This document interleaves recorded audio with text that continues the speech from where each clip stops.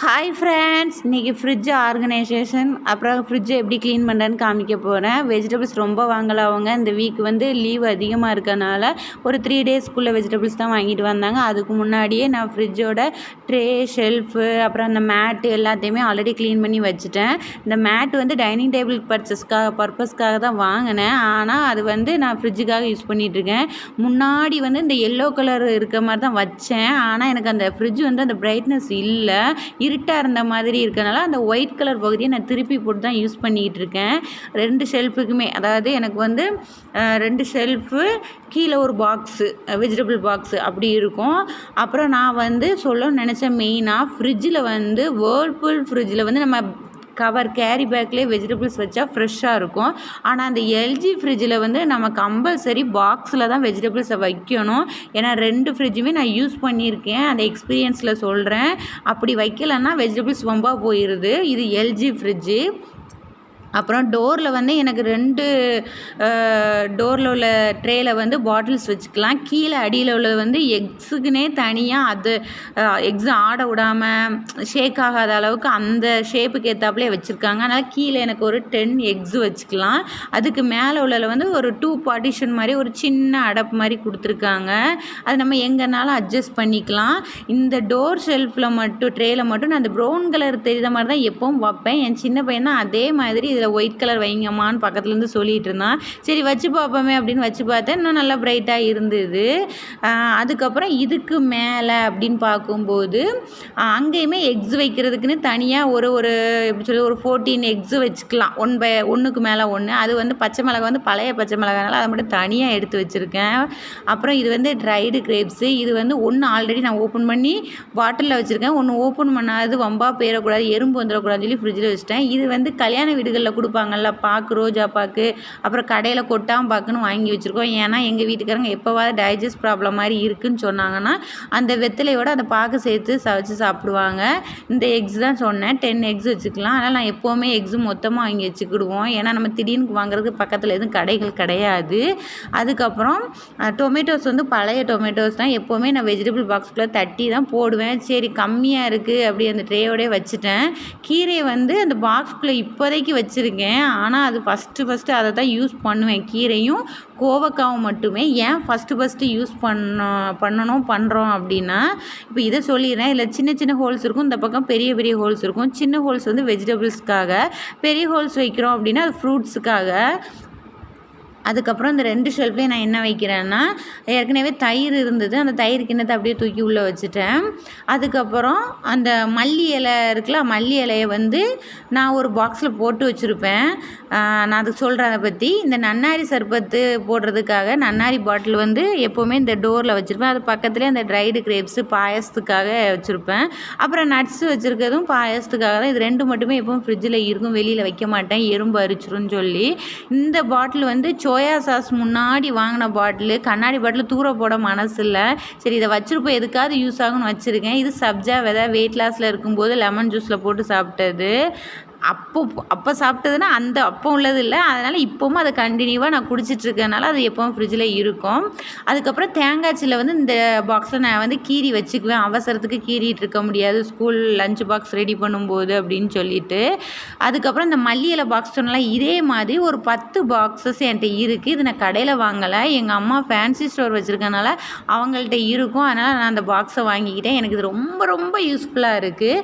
இந்த 2 பாக்ஸும் நம்ம ஹோட்டல்ஸில் use and throw box மாதிரி இல்லை கொடுக்குறாங்கல்ல, பிரியாணி அந்த மாதிரி, அந்த பாக்ஸை நான் தூர போட மாட்டேன். அதை இப்படி க்ளீன் பண்ணி புதினா இலை வச்சுருக்கேன். ஒன்று பழைய புதினா இலை, ஒன்று புதினா இலை, அதனால் தனித்தனியாக போட்டு வச்சுருக்கேன்.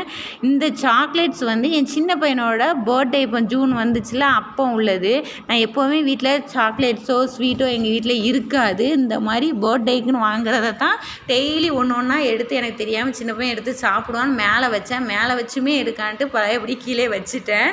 இந்த இந்த பிளாக் கலர் ட்ரே ஏன் வைக்கிறேன்னா, நாங்கள் பால் வந்து இங்கே மாடு பக்கத்தில் வச்சுருக்காங்க, அவங்கள்ட்ட தான் வாங்குவோம். அது தூக்குவாளி பாட்டில்னு அப்பப்போ மாற்றி மாற்றி வைக்கும்போது ஷேக் ஆகும்போது அந்த பால் சைடில் ஒழுகி ஃப்ரிட்ஜு ஃபுல்லாக வழிஞ்சிரும் சொல்லி அந்த ட்ரே வச்சுருக்கேன். அந்த ட்ரேயில் வழிகிறதுனால எனக்கு க்ளீன் பண்ணதுக்கு ஈஸியாக இருக்கும், ஃப்ரிட்ஜில் எந்த ஸ்மெல்லும் வராது. அப்புறம் வெஜிடபிள்ஸ் வந்து எப்படி நான் பாக்ஸில் ஸ்டோர் பண்ணுறேன், ரொம்ப நாள் இருக்கிற மாதிரி, ரொம்ப நாள்னால் ஒரு 1 வீக் இருக்கிற மாதிரி. இது வந்து எல்லா டிஷ்யூ பேப்பர் வைப்பாங்க. நான் பல வருஷமாகவே பசங்களோட ஒர்க் ஷீட் இருக்கும்ல, அவங்க பென்சிலால் தான் எழுதுகிறாங்க, பெண்ணால் எழுதுறாங்கன்னா அந்த இங்கு இறங்குன்னு சொல்லலாம். பென்சிலால் எழுதுனால அந்த ஒர்க் ஷீட் பேப்பரை தான் வைப்பேன்.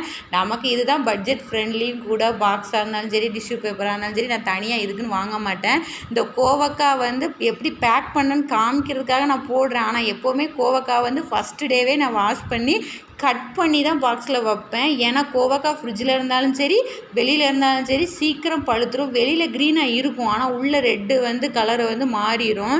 அப்புறம் நம்ம கட் பண்ணும்போது பிசு பிசுன்னு இருக்கும், சமைச்சும் சாப்பிட முடியாது. அதனால் கோவக்காய் நான் அந்த பாக்ஸில், இது பிரியாணியில் இது ஸ்வீட் வந்த பாக்ஸு, அதில் வச்சுக்கிட்டேன். இந்த பாக்ஸ் மட்டும் அம்மா கடையில் இருந்தது, அதனால் முன்னாடியே எடுத்து வச்சுருந்ததுனால சரி இது கேரட் வைக்கிறதுக்கு எனக்கு ஈஸியாக இருக்கும். ஏன்னா கேரட்டோட லென்த்துக்கு ஏற்றாப்புல இருக்கும். இல்லை முள்ளங்கி வைப்பேன், அதனால் இதை வச்சுருப்பேன். கேரட் வந்து எப்போவுமே ஸ்டோர் பண்ணும்போது அதோட தலைப்பகுதி வால் பகுதியை கட் பண்ணிட்டு வைங்க. ஏன்னா அப்படி வைக்கும்போது இன்னும் நல்லா நமக்கு ஃப்ரெஷ்ஷாக இருக்குது, புதுசாக வாங்கின மாதிரி ஃப்ரெஷ்ஷாக இருக்குது. அதனால் இதை எப்போவுமே இப்படி தான் கட் பண்ணி பேக் பண்ணுவேன். எனக்கு கரெக்டாக அந்த பாக்ஸ் வந்து கேரட்டுக்கு ஏற்றாப்புல ஆப்டாக இருக்கும், அப்படியே வச்சுருவேன். அப்புறம் சொல்ல நினச்சேன், இந்த லெமன் இருக்குது பாருங்கள், லெமன் வந்து இப்போ எதுவும் லெமன் ரொம்ப தட்டுப்பாடாக என்னன்னு தெரியல, காயாகவே வாங்கிட்டு வந்திருக்காங்க. ஏன் இப்படி காயாக வாங்கிட்டு வந்திருக்கீங்கன்னு கேட்கும்போது அவங்க சொன்னாங்க, கடையில் இப்படி தான் இருக்குது, லெமன் ரேட்டும் கூட, இப்படி காயாக தான் கிடச்சிச்சு அப்படின்னாங்க. சரி என்ன செய்ய அப்படின்னு சொல்லிட்டு அந்த லெமனை நான் முன்னாடி ஒரு தடவை இப்படி காயாக வாங்கும்போது வெளியில் போட்டு வச்சுருந்தேன் பழுக்குன்னு நினச்சிட்டு. ஆனால் பழுக்கலை, அது காய ஆரம்பிச்சிட்டு. ஃப்ரிட்ஜுக்குள்ளே வச்சுருந்தாலுமே அப்படியே தான் இருக்கே தவிர பழுக்கலை. சரி ஒன்றும் பிரச்சனை இல்லை, ஃப்ரிட்ஜுக்குள்ளே வச்சே யூஸ் பண்ணும், வெளியே வச்சா காஞ்சிருதுலான்னு சொல்லிவிட்டு நான் லெமனையுமே உள்ளே பேக் பண்ணி உள்ளே வச்சுட்டேன். இந்த கேரட்டு, புடலங்காய், இந்த மேங்கோ இதெல்லாம் நமக்கு ரொம்ப நாள் கழிச்சுனாலும் யூஸ் பண்ணாலும் அதாவது புடலங்காய் வந்து சீக்கிரமாக யூஸ் பண்ணிடணும். அந்த கோஸும் அந்த மேங்கோவும் மட்டுமே நமக்கு ரொம்ப நாள் உள்ளே வச்சுருந்தா ஒன்றும் பிரச்சனை இல்லை. நான் எப்போவுமே வெஜிடபிள்ஸில் லாஸ்ட்டாக சமையல் பண்ணக்கூடிய இது அப்படின்னு பார்த்தா இந்த கோஸு தான் நான் லாஸ்ட்டாக பண்ணுவேன். அது ரொம்ப நாளுக்கு இருக்கும். அதேமாதிரி பீட்ரூட்டும் அப்படி தான் நான் லாஸ்ட்டாக தான் பண்ணுவேன். இந்த தடவை பீட்ரூட் அவங்க வாங்கிட்டு வரல. புடலங்காய் முட்டை பொரியல் போட்டு வச்சு சாப்பிடுவோம், அது ஏற்கனவே வீடியோவில் நான் போட்டிருக்கேன். எங்கள் வீட்டில் எல்லாருக்குமே அது ஃபேவரேட்டு. பச்சை மிளகாய் வந்து ஆல்ரெடி உங்களுக்கு டிப்ஸ்லாம் தெரிஞ்சிருக்கும், இருந்தாலும் நான் பண்ணுறத உங்களுக்கு சொல்கிறேன். பச்சை மிளகாவில் இந்த காம்பை கிள்ளி எடுத்து வச்சா நல்லா ஃப்ரெஷ்ஷாக இருக்குது. அதனால் பச்சை மிளகாவுக்கு நான் பாருங்கள், அந்த பிரியாணி வந்த பாக்ஸை தான் நான் வந்து அந்த ஒர்க் ஷீட் பேப்பரை தான் டிஷ்யூ பேப்பர் மாதிரி யூஸ் பண்ணிக்குவேன்.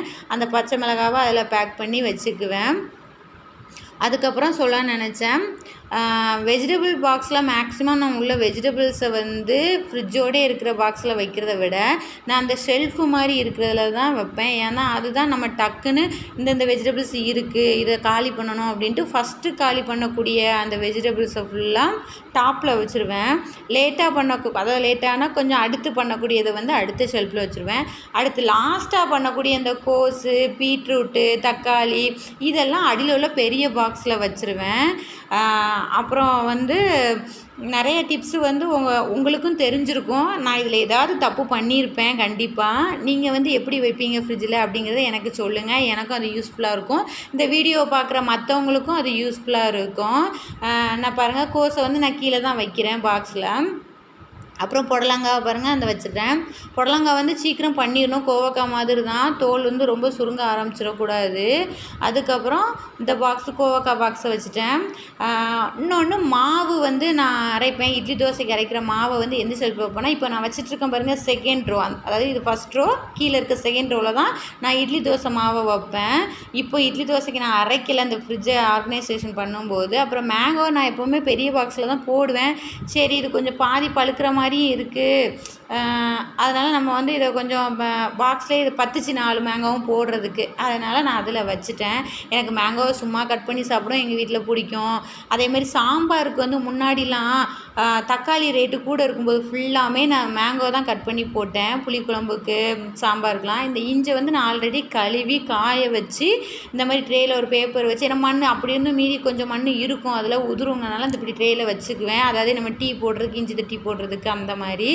அப்புறம் மறுநாள் நான் என்ன தப்பு பண்ணிட்டேன்னா, காய்ச்ச பாலை நைட்டு ஃப்ரிட்ஜில் எடுத்து வைக்க மறந்துட்டேன். வெளியே வச்சதுனால சம்மர் டைமில் இப்படி வந்து பால் காலையில் சூடு பண்ணும்போது திறஞ்சிருது. நான் எப்போவுமே திறஞ்ச பாலை வந்து வேஸ்ட் பண்ண மாட்டேன்.